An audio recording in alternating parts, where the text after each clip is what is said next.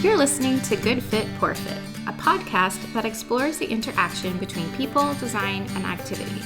Good Fit, Poor Fit is part of the Universal Design Project, a nonprofit organization with a vision for every community across the USA to have a surplus of homes and opportunities for social participation that are universally and financially accessible. Learn more at universaldesign.org. Hey everyone, it's Sarah, and welcome to episode number 9. Today I'm sharing about how the design of the outside of a home impacts the ability of people to do the specific tasks of gardening and yard work. This will help you understand how individual needs and the design of the environment results in either a good fit or a poor fit. It's the little things that make a big difference. In universal design, a lot of focus tends to go toward the inside of the home, and rightly so. We spend so much time there. However, we can't just stay inside all day, and having a functional space outside is essential too. One of the additional pieces of owning your own home is keeping up with the outside work and maintenance and landscaping. Kristen, one of my friends, enjoys being outside and doing yard work. Their family lived on a farm, and prior to her accident in which she lost her leg, she spent many hours outside planting the garden, raising chickens and sheep, and tending to her growing herbs, vegetables, and flowers. She also had kids, and they were all over the place playing and running around. Kristen uses forearm crutches to get around outside and has a wheelchair she propels inside. Her large garden and flower beds were all on the ground. Learning to walk with one leg and forearm crutches is difficult enough, but getting up and down from the ground is even harder. Plus, when you're using forearm crutches or any crutches, your hands are really not available to carry items when you're moving around because you're actually moving the crutches with your hands. The farm proved to be too much for their family to manage, and they decided to downsize and move into a suburban neighborhood with a flat yard that still gave her options for planting. By building some raised beds, she basically brought the ground up to her so it was easy to reach the dirt and tend to her garden. Because she could easily stand, hop, and scoot, she found that by placing a piece of wood across the raised bed allowed her to climb up on the wood and use it as a bench on the raised garden. This allows her to sit on a solid surface and work right in the garden. The wood is also easily moved to wherever she's working. They placed a tightly packed gravel path out to her raised beds from the house, and they also connected it to their shed. They really had to consider the type of material they used for the path to make it easy for anyone to move around. Some people choose materials that aren't as user-friendly for wheels or for people who struggle with balance. You've seen it before. Pavers separated with grass, dirt, or gravel makes it hard to roll anything across the path, as a wheel could get stuck or someone could trip themselves up based on an uneven surface. By choosing the tightly packed gravel, it allows Kristen to easily get out to the yard using her forearm crutches or using her wheelchair depending on the task at hand.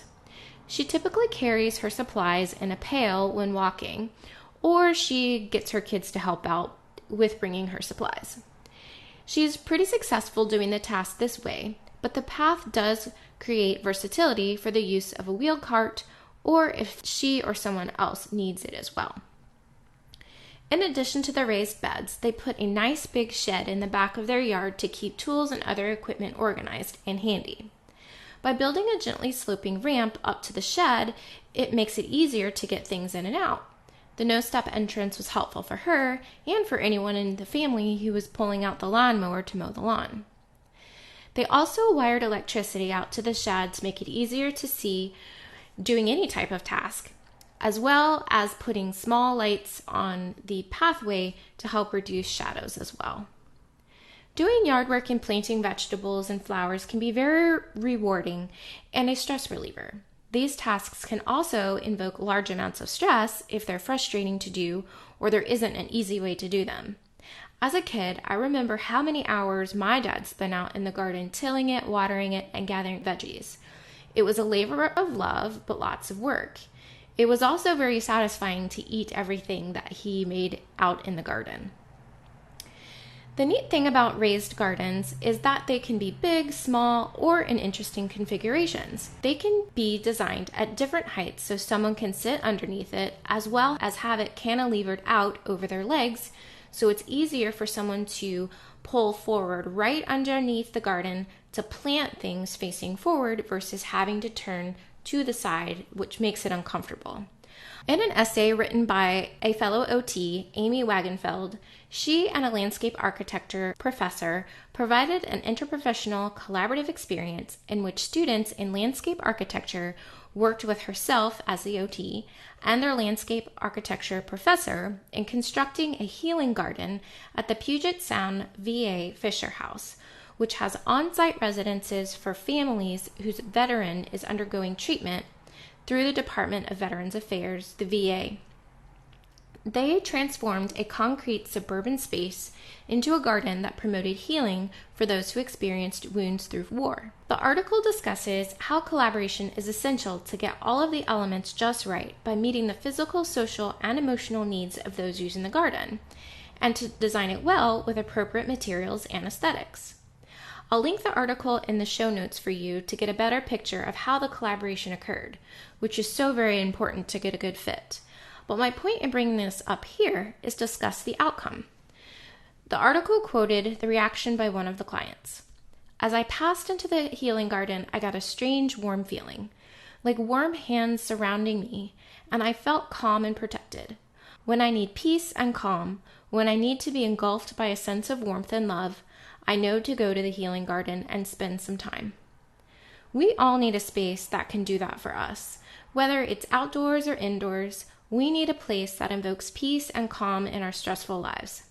I'm so glad my friend Kristen has been able to find a little bit of calm out in her garden as well.